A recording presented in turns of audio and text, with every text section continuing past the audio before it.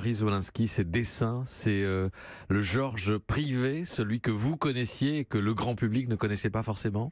Absolument, et je suis très heureuse de cette exposition parce que dans cette exposition, en fait, Georges Wolinski s'éloigne complètement du polémiste, du provocateur, cette réputation qui le précède d'amoureux des femmes, etc.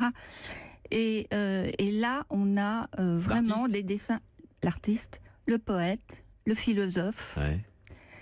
Et donc, ce choix, en fait, correspondait tout à fait au thème du Palais de Tokyo pour la saison, c'est-à-dire la discorde, ce très joli mot. Et pour Georges, c'est la discorde intérieure. Et ça, j'en étais vraiment très très contente. Et tout est parti en fait d'un film, d'un dessin animé, Le Pays Beau, que Georges avait fait dans les années 70, que j'ai montré donc à Jean Deloisy, à l'équipe du Palais de Tokyo. Et à partir de là, en fait, le Palais de Tokyo, l'équipe a vraiment compris que ça correspondait tout à fait à la discorde. Et à partir de là, on a monté l'exposition.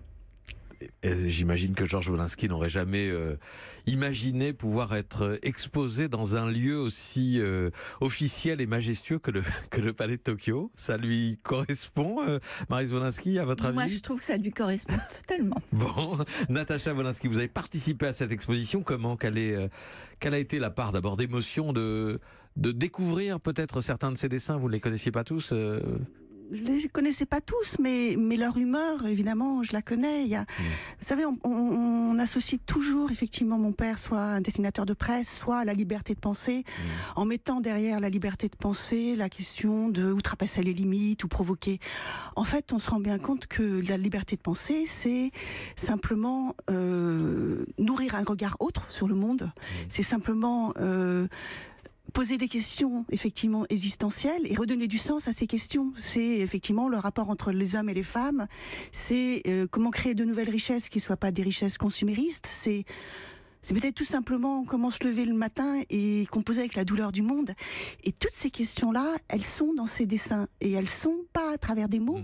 Elles sont à travers une page blanche et juste quelques traits. Et c'est ça la magie de cette exposition, c'est que tout d'un coup, on se rend compte de l'économie de moyens qu'il y a pour des propositions qui sont aussi abyssales. Alors, on est